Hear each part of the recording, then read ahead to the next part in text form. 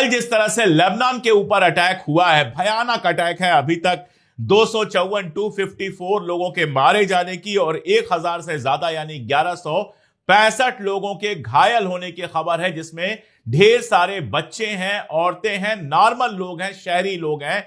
ये जो लेबनान के ऊपर हमला हुआ है, इसका सिर्फ और सिर्फ एक उद्देश्य यह था कि किसी तरह से इस सीज फायर को तोड़ा जाए। और सिर्फ लेबनान पर हमला नहीं हुआ, एक और हमला हुआ और ये ईरान के अंदर 2 इलाकों में हुआ है। सीरी लावान 2 इलाके हैं, इन जगहों पर जो ऑयल फैसिलिटीज है इनके ऊपर हमला हुआ और माना यह जा रहा है कि यह हमला यूएई ने किया है। अब आप देखिए, लेबनान के ऊपर हमला करता है इजराइल और इसके पहले वो कह चुका है कि लेबनान इसमें शामिल नहीं है।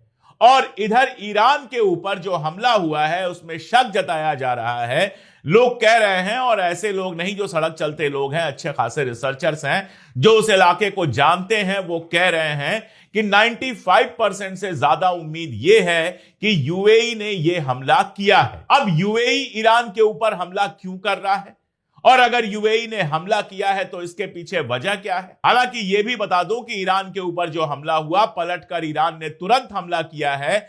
फुजैरा में आग की तस्वीरें आई, फुजैरा में कहीं पर बड़ा इंपैक्ट हुआ है जहां से आग तेजी से निकलती हुई दिखाई दी। अबू धाबी में जो हबशाम इलाका है, बुअसा इलाका है, असब इलाका है, इन सारी जगहों पर ईरान ने हमला किया और बहुत क्लियर कहा कि अगर हमारे ऊपर हमले होते रहेंगे तो हम पलटकर हमला करते रहेंगे। यही नहीं, अगर प्रेस टीवी की रिपोर्ट आप देखें तो प्रेस टीवी, जिसको ईरान का लगभग सेमी ऑफिशियल माना जाता है, प्रेस टीवी का यह कहना है कि कल भी हमले हुए हैं और आज भी हम पूरी तरह से तैयार हैं। अगर सीज फायर में जरा सी भी गड़बड़ी हुई तो हम हमला करेंगे।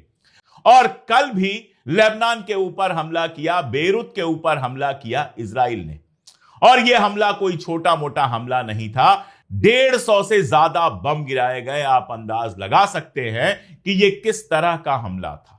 जो वीडियोज आए उसमें रेस्टोरेंट दिखे जिनके ऊपर बम गिरा है, पूरी की पूरी रेजिडेंशियल बिल्डिंग, अपार्टमेंट जिसमें अलग अलग फ्लैट्स में लोग रहते थे, जिनमें मासूम बच्चे और औरतें थीं, वहां पर बम गिराए गए। यानी जब भी सीज फायर होता है, जब भी मिडिल ईस्ट में कोई भी ईरान के साथ या लेबनान के साथ अमेरिका का समझौता होता है, तो नेतन्याहू अपनी जान लगा देता है कि किसी तरह से समझौता टूट जाए और जंग जारी रहे। अगर इजरायली शैतान को काबू में नहीं किया जाएगा तो मिडिल ईस्ट जलेगा। और इस बार ईरान ने बिल्कुल क्लियर कर दिया है कि लेबनान पर कोई समझौता नहीं होगा, लेबनान की बात आपको करनी पड़ेगी। और देखिए, और अब यह क्लियर है कि ईरान समझौते के लिए नहीं गया था, ईरान उनके सामने नहीं झुका था, झुका अमेरिका था ईरान के सामने कि किसी भी तरह से समझौता हो। और जो बेसिक पॉइंट तय हुआ उसमें लेबनान शामिल था। उसके बावजूद नेतन्याहू ने लेबनान के ऊपर हमला किया है। इसको वार क्राइम माना जाना चाहिए। वैसे भी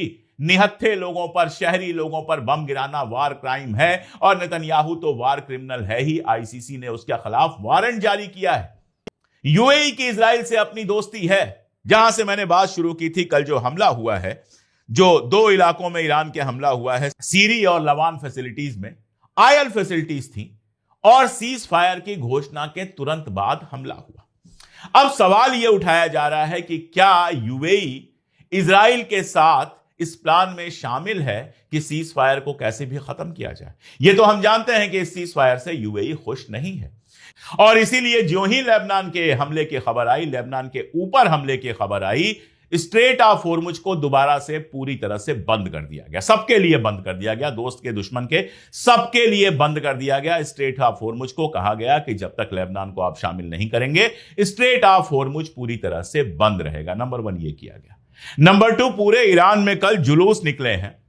एक जुलूस की तस्वीर मैं देख रहा था, पर्शियन में जो लिखा है, जो लोग पर्शियन जानते हैं वो इसको समझ सकते हैं। लेबनान जाने ईरान लिखा हुआ है, यानी लेबनान ईरान की जान है।